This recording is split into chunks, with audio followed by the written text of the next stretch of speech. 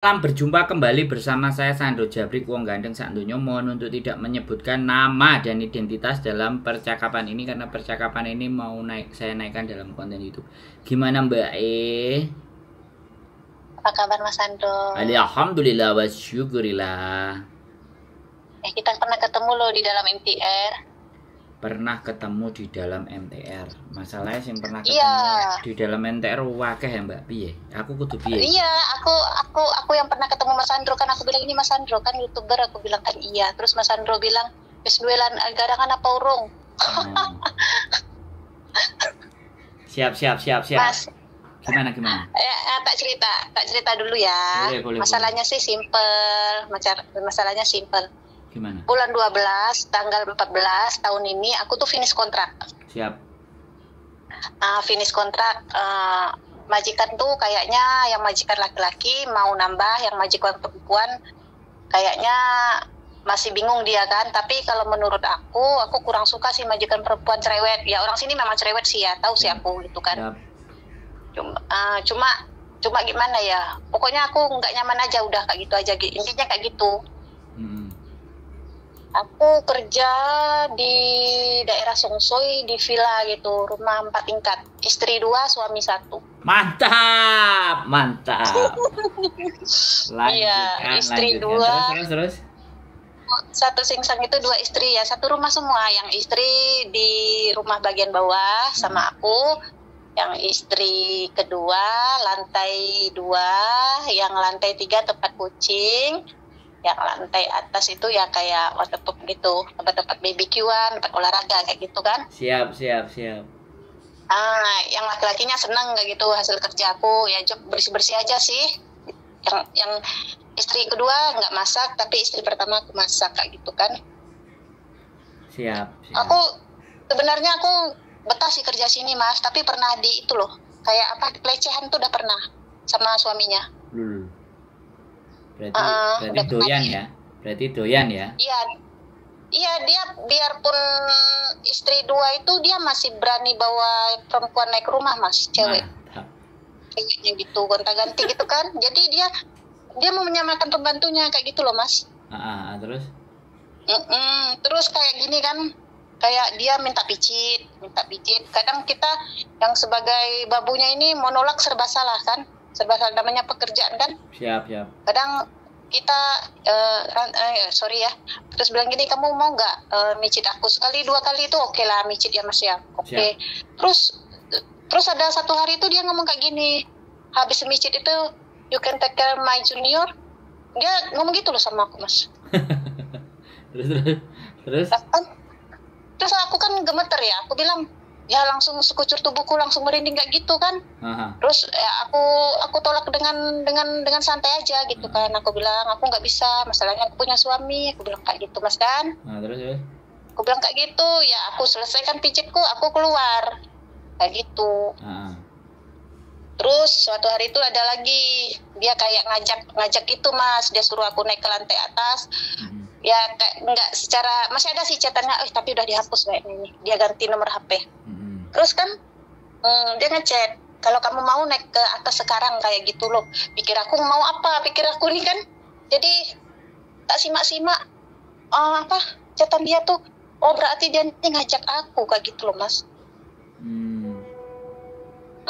Terus aku tolak.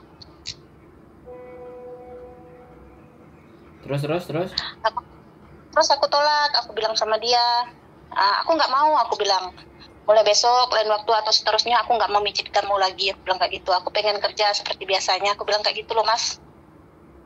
Tapi dia nggak ngasih jawaban, diam aja gitu kan. Tapi pas hari-hari berikutnya ini bawaan dia tuh di depan istri pertama, istri keduanya tuh santai aja sama aku Mas. Ya aku santai juga lah, masalah nggak terjadi apa-apa kayak gitu kan. Kerja itu enak di sini Mas, terus terang enak. Di saat aku dapat pelecehan kayak gitu, ya mulai kayak gimana gitu kan. Aku juga cerita ke suami aku, kok aku mulai dapat pelecehan kayak gitu, aku kayaknya nggak senang udah mulai kerja di sini. Rencana mau nambah. Ini majikan kedua, kontrak kedua, yang kemarin finish. Kayak gitu. Jadi aku tuh sebelumnya suaminya tuh udah nyuruh aku nambah. Nanti kalau nyonya pertama nggak mau kamu, kasih tahu aku. kayak gitu. Aku mau masih sama kamu. Itu maksudnya gimana sih, Mas? Dia masih mau mempekerjakan aku. Aku takutnya diperkosa. Iya, ya Gitu plus lah Mbak. Dapat Iya. nyenengin istrinya, dapat nyenengin dia juga kan gitu, plus dapatnya. Aku takutnya, aku kalau masalah pekerjaan nggak ngeluh, aku bisa kayak gitu kan. Masalah orang Hong Kong tipenya itu pun aku tahu. Ini juga bukan negara pertama buat aku kayak gitu kan. Kayaknya kebal lah aku kayak gitu ya. Di saat aku dilecehin kayak gitu, aku kayak di mana ya, tersudut kan gitu loh. Iya. Tiba-tiba tuh hilang semua niat mau kerja mau apa tuh, kayaknya tuh pengen cepat pulang aja. Bahkan aku tuh kepikiran buat nge-break, buat notice gitu. Ya nggak apa-apa. Wong Kayak gitu. udah finish berkali-kali nggak apa-apa, break juga nggak ada masalah. Toh akhirnya kan sama aja. Rekod itu nggak harus ya, sekali lagi. Kalau kita rekod sudah pernah finish 3 kali, 4 kali, bahkan ada yang rekod 5 kali, yang ke-6 break itu nggak menjadi persoalan. Tapi kalau baru sebentar ya, kalau baru masuk ya usahakan finish biar rekodnya bagus. Jadi untuk 2-3 kali, 4 kali sampai ke belakang itu sebenarnya menurut saya itu tergantung dari majikan. Kalau sampean masih bisa bantah, nolak untuk ajakan dan semuanya ya nggak ada masalah. Tapi kalau sampean perasaan sudah mulai risih, perasaan sudah mulai nggak tenang, nanti tiba-tiba dia memberanikan diri yang melakukan hal-hal yang enggak. Nah, sekarang kalau memang sampean nggak mau finish ya, menurut saya ya kan, karena kalau kasus pelecehan itu nggak bisa terbukti, dia bisa nuntut balik. Persoalannya di sana. Iya. Kalau nuntut balik itu yang menjadi persoalan. Nah, untuk lebih amannya ya nggak ada masalah. Iya, aku kan baru 1 kali finish, Mas. Ini kan kontrak kedua, majikan kedua kan, gitu. Terus aku tuh takutnya ya kita di posisi serba salah. Memang sih nggak ada bukti-bukti. Takutnya di saat dia merenggang aku, memperkosa aku, dianya aku pukul. Jadi nanti aku yang masuk penjara. Itu yang aku takutkan, Mas. Ya kan makanya nyerang balik. Jadi nyerang balik. Kayak oke lah, dia kan punya postur badan kan besar kan. Aku kan kecil kayak gitu kan. Paling sedada dia. Di saat dia suka sama kita kan di rumah berdua, istri kerja dua-duanya. Dia stay di rumah, kadang juga kerja gitu kan.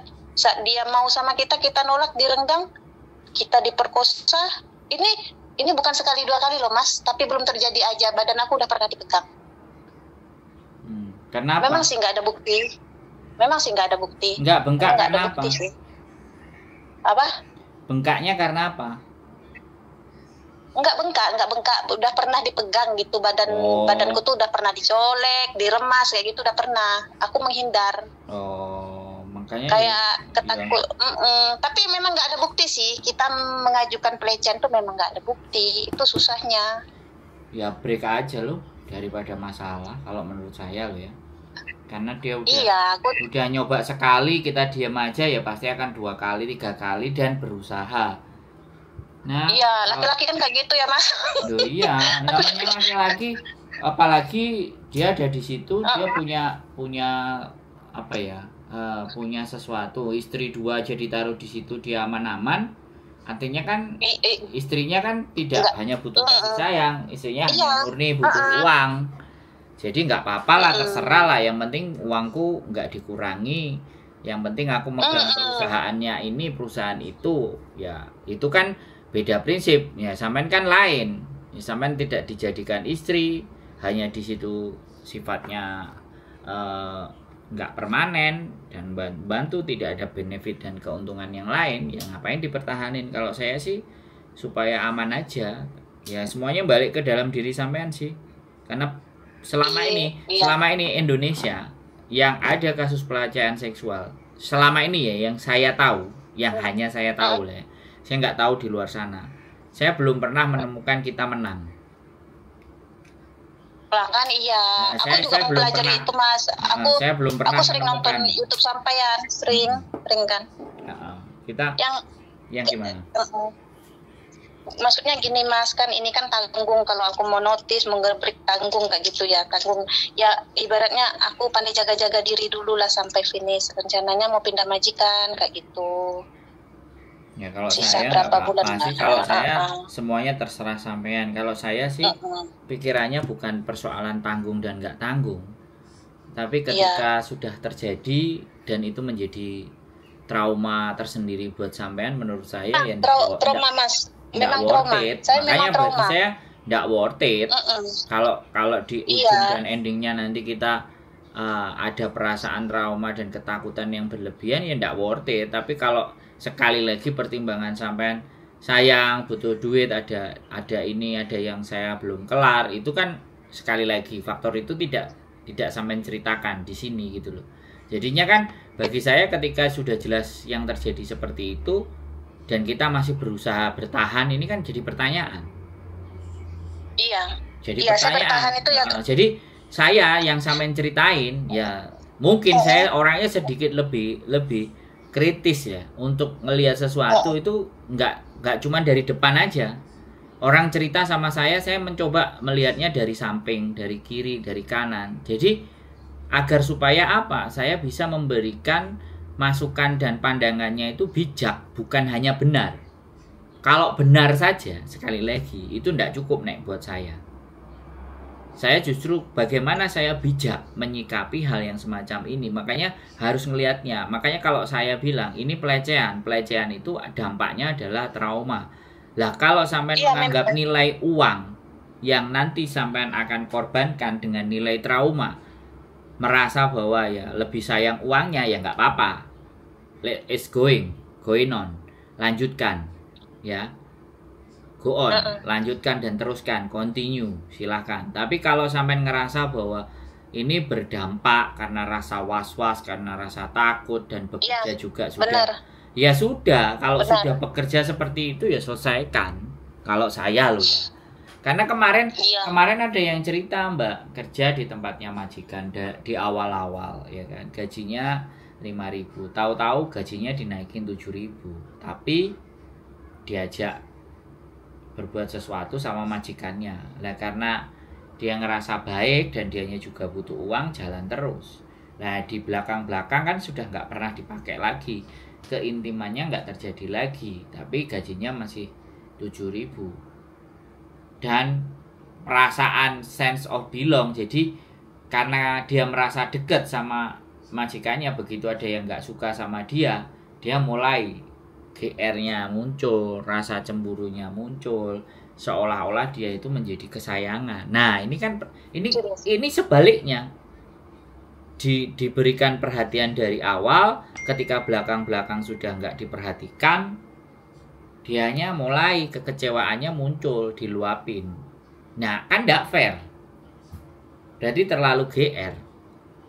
Kalau sampean kan enggak. Kalau sampean sebaliknya, aku was-was, aku takut, ya ngapain dilanjutin? Kalau sampean ternyata aku tahanin sayang, nah kan saya jadi tanya,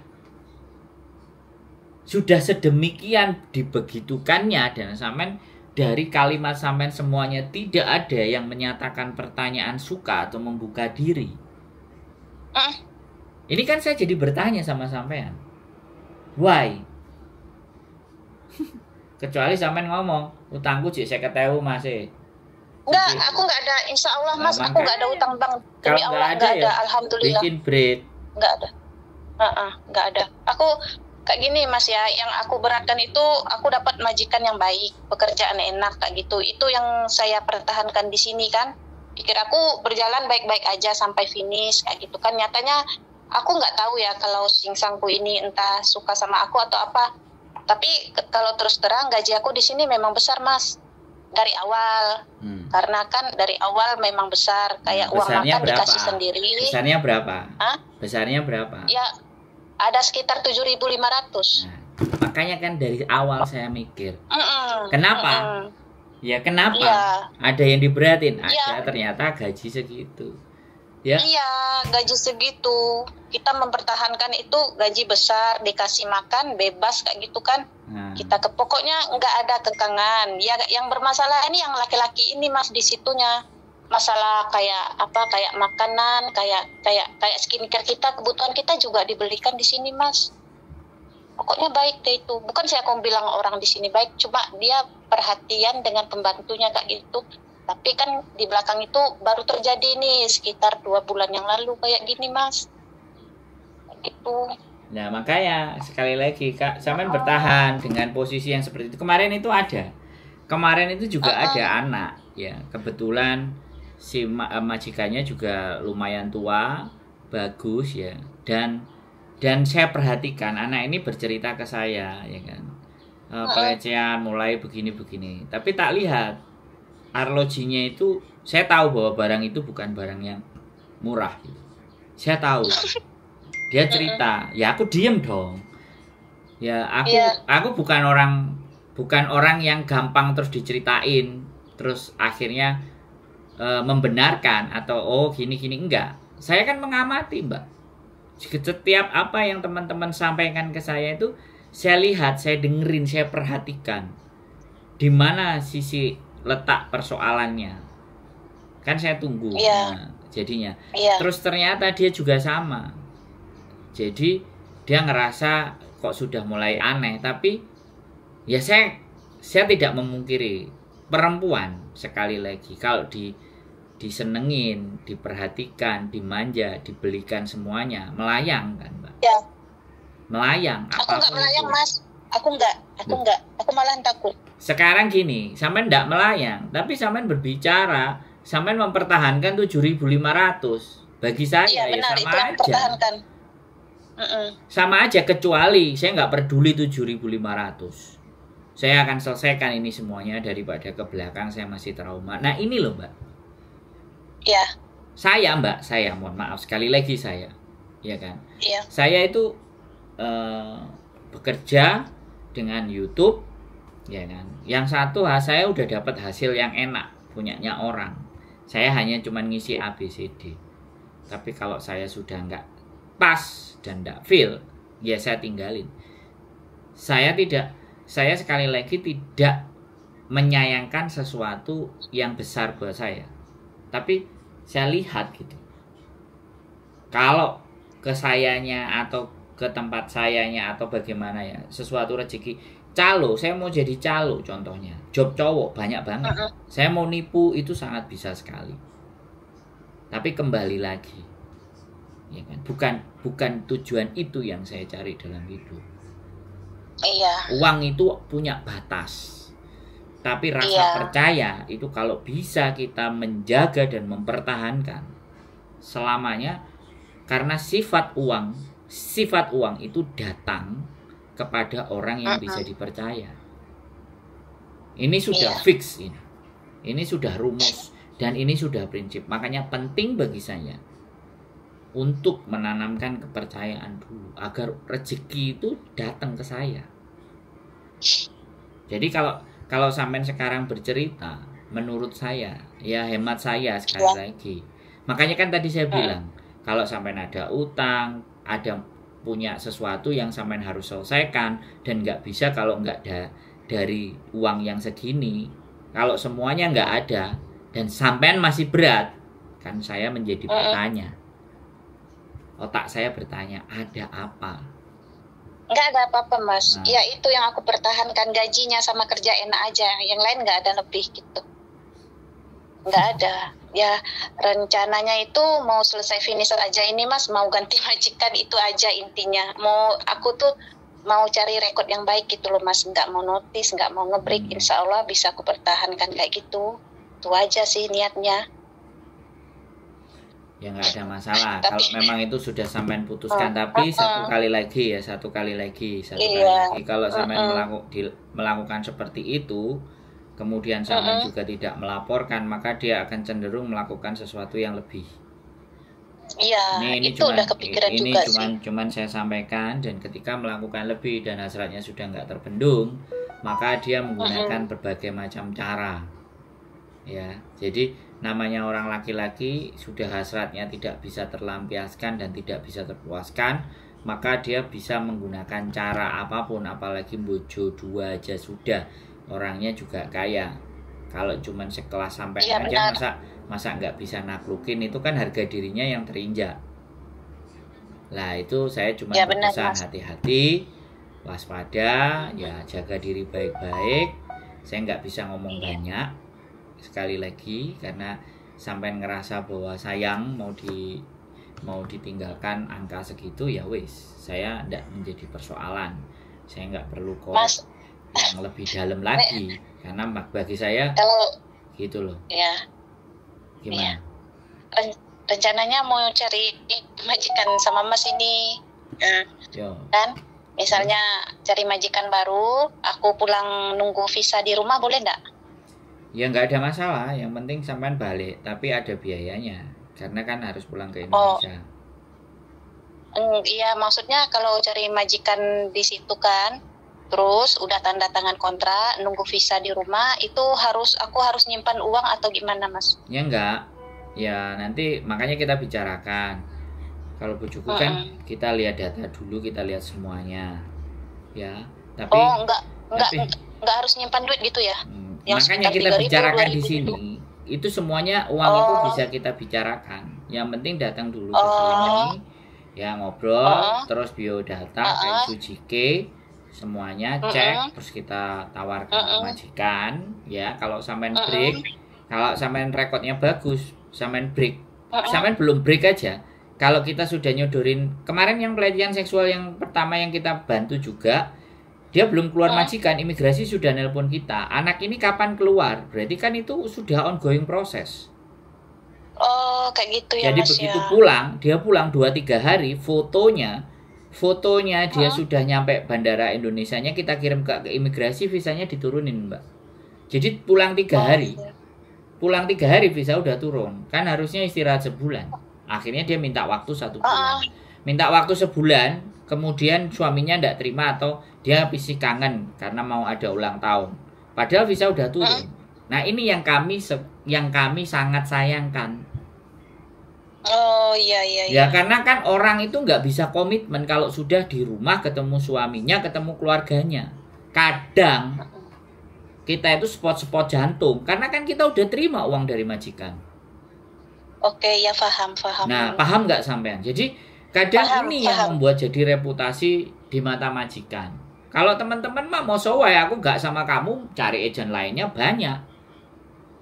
Iya, tahu. Nah, makanya kan saya tidak memburu uang, makanya saya nyuruh sampean datang dulu ke sini. Kalau memang sampean serius mau cari majikan dan sampean mau proses, kita verifikasi secara data, secara omongan, secara dokumen, secara perjanjian, secara kita omong-omongan semuanya dulu. Majikan itu tidak menjadi persoalan. Bojoku aja sekarang mumet nih, ada majikan cari anak, mau nyari orang yang bener, nggak kau-kaukan. Itu Mas, kalau aku datang ke sana, pasporku masih di majikan, aku datang sendiri tanpa paspor boleh nggak? Yang penting sampean punya kopinya. Ada tak di HP, aku simpan di HP. Ya, masalahnya sudah, paspor dipegang majikan. Aja. Nah, itu kalau dari alamatnya di mana, Mas? Kan di konten saya ada kantin rumah kita di Sandro Jabrik, cek aja rumah aku kita. Di Songsoy, Mas. Ya, Songsoy sama kantin itu naik bisnya cuma 1 kali 77 X itu deket rumah saya, depan sini. Iya, itu maksudnya gini, aku boleh datang ke sana atau nunggu 3 bulan sebelum finish, Mas? Kan sampean finishnya Mas, sampean mau menyelesaikan sampai finish. Kalau sampean menyelesaikan sampai finish itu masih Desember, Mbak. Desember itu bulan berapa? Kalau sampean mau main saja boleh. Boleh main, ya. Kalau sampean mau membicarakan tentang majikan dan semua, iya. Tapi kita nggak akan memproses. Tapi kalau sampean mau break, ya kan, sampean bawa surat, terminate kontrak, terus sampean break, atau sampean percayakan ke kita atau kasih ke majikan, sudah saya kasih ke majikan break kontraknya, sudah dapat tanda tangan, kita mau Mbak berani proses. Oh kita, boleh gitu ya Mas, ditolong gitu ya? Ya bisa, kenapa enggak? Makanya kan sekali lagi ya, obrolan kita itu 24 menit itu sampean masih bersikukuh mau menyelesaikan sampai finish. Sedangkan kejadian-kejadian yang sampean ceritakan itu sudah di ranah sesuatu yang ya orang semuanya udah tahu. Ya, pelecehan Mengancam, itu kan ya. orang semua udah tahu. Tapi kembali lagi sampean bersikukuh karena nilai uang yang ada di situ itu sayang. Nah, kalau udah kayak gitu boleh nggak saya bilang sampean itu orangnya maga atau nanggung? Maju enggak, Iya mundur benar. maju enggak, Iya mundur benar, Mas. enggak. Lah kalau Benar, sampean maju benar itu. enggak atau mundur enggak, gimana kita mau ngambil keputusan dengan majikan baru? Gitu loh, Mbak. Oh ya benar. Berarti aku nyusahi ya Mas ya kayak gitu kan? Ya. Ya kan sampean digantung sama cowok. Dilamar juga Iya enggak. benar. Ya kan? Dijauhin juga enggak, cuman di PHP-in. Kira-kira perasaan sampean kayak gimana? Saya tanya. Ya Mas, matilah. Ya kan Iya, nggak aku bisa bingung begitu, itu, Mbak. Istri saya itu setiap saya ngonten dia itu dengerin. Jadi anak-anak yang datang ke sini dia udah dengerin konten dulu. Dan sampean tahu perempuan sama perempuan lebih mudah ilfil dibandingkan laki-laki. Iya. Ya kan. Biasanya dia nanya, sampean jelas dulu maunya kayak gimana. Bukan kita nggak mengejar uang, Mbak. Sekali lagi, ya kan. Kita memang butuh uang, tapi kita nggak gila-gila banget sama uang. Kita punya majikan, ya. Ada beberapa agent yang berkolega dengan kami, dan ada 3 kolega itu yang selalu sampai detik ini memberikan majikan yang baik buat istri saya, buat teman-teman yang kita proses, gitu loh. Jadi makanya prestasi itu berusaha kita pertahankan. Makanya lumintu, Mbak, nggak mburu sing wakeh. Satu dipetani kan jadi rezeki. Iya. Gitu loh, Mbak. Jadi sampean harus berdamai dulu dalam diri. Saya mau cabut apa nunggu finish? Sampean kalau nunggu finish masih terlampau jauh dari sekarang untuk cari. Tapi saya tidak melarang sampean mau main ke sini. Wong saya bikin rumah yang lebih gede itu agar supaya siapapun bisa main gitu. Mas, nanti tak ke sana ya Mas. Aku tutup dulu ya Mas. Aku Oke, mau siap, semangat, sehat selalu. Makan siang. Oke, yuk, Mas, bye bye. makasih ya Mas ya. Yo, assalamualaikum, bye bye. Nah, orang kalau masih berat, sekali lagi, orang masih berat untuk meninggalkan majikan itu dalam benak saya itu pertanyaan. Kalau nggak faktor dari dalam diri masih punya utang ratusan miliar, ratusan triliun, atau belum menyelesaikan rumahnya, atau cicilannya dia nggak bisa kalau nggak dari situ satu. Terus yang kedua ada sesuatu yang tersimpan, ada udang di balik rempeyek. Ya, teman-teman semuanya, keep stay tune my YouTube channel and see you next video. Bye bye.